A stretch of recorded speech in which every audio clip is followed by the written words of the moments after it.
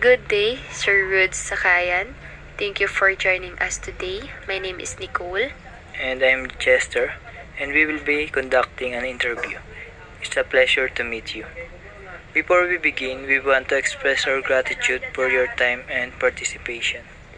Today's interview is an opportunity for us as a student. We hope that we can learn more about your experience through discussing your expertise in the tourism industry as a flight attendant. We aim to make this discussion as informative and insightful as possible. Can you share an experience where you successfully navigated cultural differences within a team or with clients in the tourism industry? On the question in regards to experiencing and successful navigating a cultural diverse differences within my team. As a purser on an international global airlines, I lead a team of diverse culture crew members, as well as we encounter passengers from different walk of life on a day-to-day operation.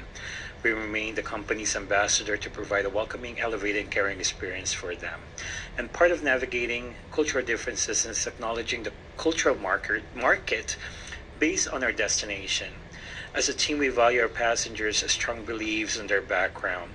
Personally, I use the method of the 738-55 rule, which strategically rule the nonverbal communication method in acknowledging general culture beliefs, in which rule states to use 55% of the body language as a form of nonverbal communication. In our industry, it is imperative that we acknowledge the non-visible contact of culture. Just like the Japanese culture, a nonverbal way of communication of welcoming is by simply bowing to show respect and formality. Following the 38% in which the use of tone of voice, in some culture, the use of tone of voice is imperative. In the Japanese culture, the soft-spoken method versus to the German, which is construed as strong, firm of use of tone. And lastly, the 7% is the way of communicating every culture using the proper verbal sometimes be the key on navigating successful cultural differences. Just like the saying, it is not what you say, it is how you say it. Delivering a proper verbal communication to every culture shows integrity of acknowledging different cultural diversity. How do you think multicultural diversity impacts the customer experience in the tourism sector? The multicultural diversity impacts customer experience well by not being familiarized with their beliefs and culture. For instance, a customer's culture of gesture, pointing your finger versus an open palm on showing direction can deteriorate the customer's experience. So in our industry, being aware and sensitivity on our customer's background by being informal versus to formality elevates their experiences. A simple gesture can be the cause of customers' experience. And being in the industry, we need to be aware of the general ways of dealing multicultural customers to avoid not providing a good experience for the customers. What steps do you take to ensure inclusivity and respect for cultural differences among your team members? One of the steps that I take to ensure inclusivity and respect to my team is whenever there are information that needs to be passed on, is to address it generally to the entire team rather than individually. That is always the best and effective practice for me to avoid having someone feel segregated. Describe a situation where cultural misunderstanding occurred in your workplace. How did you handle it and what was the outcome? Cultural misunderstandings cannot be avoided. Being Asian with light brown skin in the global airline industry can sometimes be challenging. For instance, in general, some people think that all Filipinos respond by using the hissing sound of psst, or by using their lips to point out something. With this, it can construe a misunderstanding of culture to the point that it can be offensive, or vice versa. If you're a Filipino who is not aware to the black African American, calling them by using the N word, in which is the word means nigger, is an offensive word to the black African American people, because that word is used during their slavery era, and now on this day and age, that the N word is a form of discrimination in their culture. So if in any point I encounter any such scenarios, I usually speak to the individual and make them aware of being culturally sensitive toward other culture and be mindful on the words that they used. In what ways can a tourism company leverage cultural diversity to enhance its services and competitive advantage?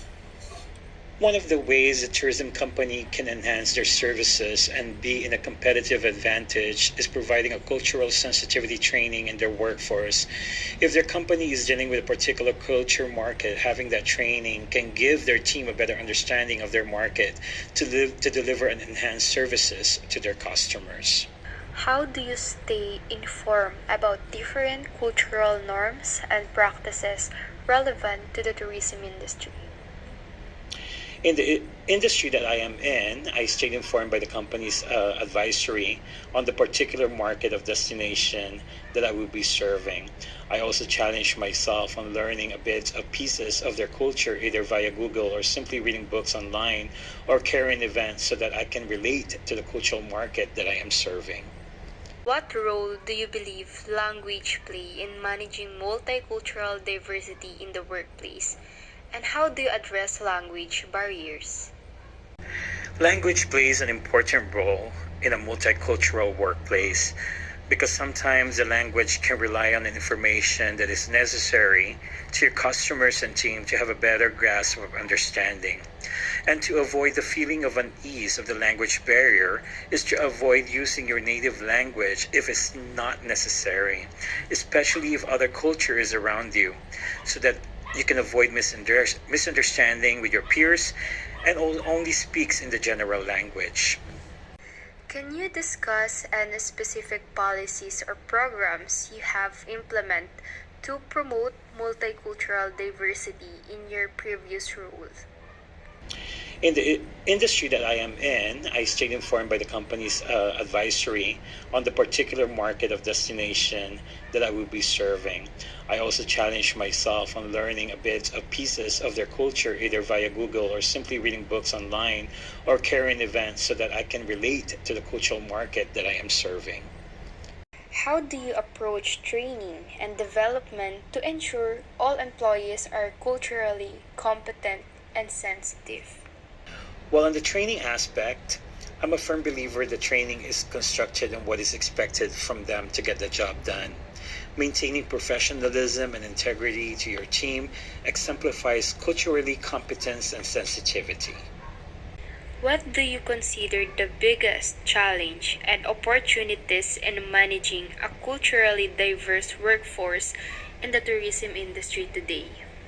One of the biggest challenges on a multicultural diverse workforce nowadays is the work ethics. On today's generations, which involve social media and advanced technology, sometimes play a different role on grasping the understanding of what is expected of them to perform their duties and also be mindful of their environment, especially if they're dealing with different cultures and background.